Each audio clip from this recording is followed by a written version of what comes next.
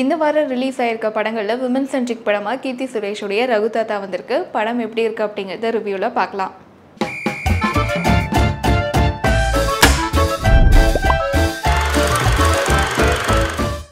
வள்ளுவன்பேட்டை அப்படிங்கிற ஊரில் ஒரு கிராமத்தில் அப்பர் டிவிஷன் கிளர்க்காக வந்து கீர்த்தி சுரேஷ் ஒர்க் பண்ணிட்டு இருக்காங்க. அவங்களுடைய கேரக்டர் பேர் கயல்விழி பாண்டியன். தைரியமான முற்போக்கு சிந்தனைகள் பேசக்கூடிய ஊருக்குள்ளே இந்தி திணிப்பை எதிர்க்கக்கூடிய ஒரு பெண்ணாக அவங்களுடைய தாத்தா எம்எஸ் பாஸ்கரால் வளர்க்கப்படுறாங்க. எம்எஸ் பாஸ்கருக்கு ஒரு எதிர்பாராத சூழ்நிலையில் ஹெல்த் கண்டிஷன் மோசமாகுது. ஸோ தாத்தாவுடைய கடைசி ஆசையை நிறைவேற்றுறதுக்காக கல்யாணம் பண்ணணும் அப்படின்னு முடிவெடுக்கிறாங்க கீர்த்தி சுரேஷ்.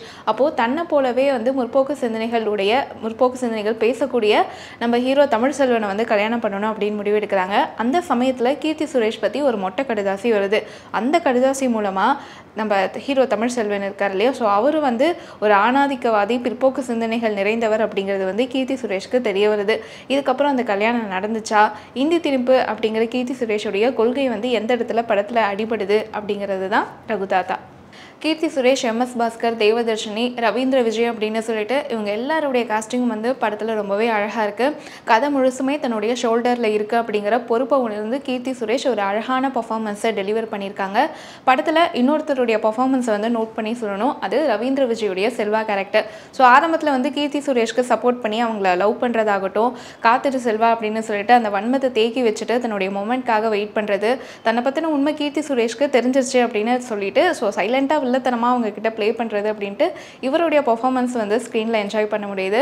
கீர்த்தி சுரேஷோட அண்ணன் அண்ணியாக வரவங்க, தப்பாக தமிழ் பேசுகிற பேங்க் மேனேஜர் அப்படின்னு சொல்லிட்டு இவங்களுடைய காமெடி ஒன்லைனர்ஸும் படத்தில் ஒர்க் அவுட் ஆகவே செய்யுது. படத்தில் இன்னொரு ப்ளஸ் வந்து சீன் ரோலினுடைய பேக்ரவுண்ட் மியூசிக் அண்ட் சாங்ஸுமே வந்து ரொம்பவே ப்ளசண்ட்டாக இருக்குது. இன்னொரு விஷயம் வந்து நோட் பண்ணி சொல்லணும். ஸோ படத்தில் வந்து 99% வந்து தமிழ் வார்த்தைகளை யூஸ் பண்ணி வசனங்கள் அமைச்சிருக்காங்க. ஸோ இதுக்காக இயக்குனர் சுமன் அண்ட் டீமுக்கு வாழ்த்துக்கள். படத்தில் என்ன விஷயங்கள் ப்ளஸ் அப்படிங்கிறத பார்த்தோம், மைனஸ் என்ன அப்படிங்கிறத பார்க்கலாம். கீர்த்தி சுரேஷுடைய கேரக்டர் பொறுத்த வரைக்கும் அவங்க ரொம்ப போல்டான பெண்ணியம் பேசக்கூடிய ஒரு பெண்ணாக காட்டுறாங்க. ஸோ அப்படி இருக்கிறவங்க தனக்கு கல்யாணம் பண்ணிக்க போகிற ஒருத்தரை பற்றி முழுசாக தெரிஞ்சுக்காமல் எப்படி சூஸ் பண்ணுறாங்க அப்படிங்கிறது தெரியல.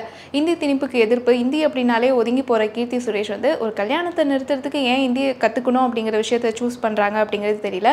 அதே மாதிரி கிளைமேக்ஸும் வந்து அவ்வளோ கன்வின்சிங்காகவே இல்லை. ஸோ இந்த விஷயங்கள் எல்லாம் தவிர்த்து படத்தில் இன்னொரு விஷயம் நோட் பண்ணி சொல்லணும் அப்படின்னா, இதில் வந்து வைலன்ஸ் கிடையாது, வல்கரான சீன்ஸோ வார்த்தைகளோ கிடையாது. ஸோ கண்டிப்பாக ஃபேமிலி அண்ட் குழந்தைங்களோட இந்த படத்தை ஒரு தடவை தேட்டரில் பார்க்கலாம். ஸோ படம் பார்த்துருந்தீங்க அப்படின்னா உங்களுக்கு எந்த விஷயங்கள் பிடிச்சிருந்தது அப்படிங்கிறத கமெண்ட்டில் எங்கள் கூட ஷேர் பண்ணுங்கள்.